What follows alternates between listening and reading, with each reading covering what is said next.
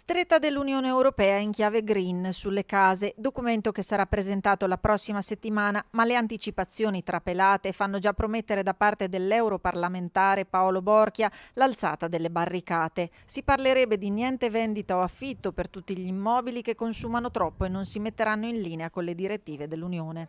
Permettiamo che si tratta di un documento che verrà presentato la settimana prossima, per cui parliamo con tutte le cautele del caso. Ovviamente quelle che sono le notizie trapelate, che sono quelle pubblicate da diversi giornali, non ci fanno stare tranquilli.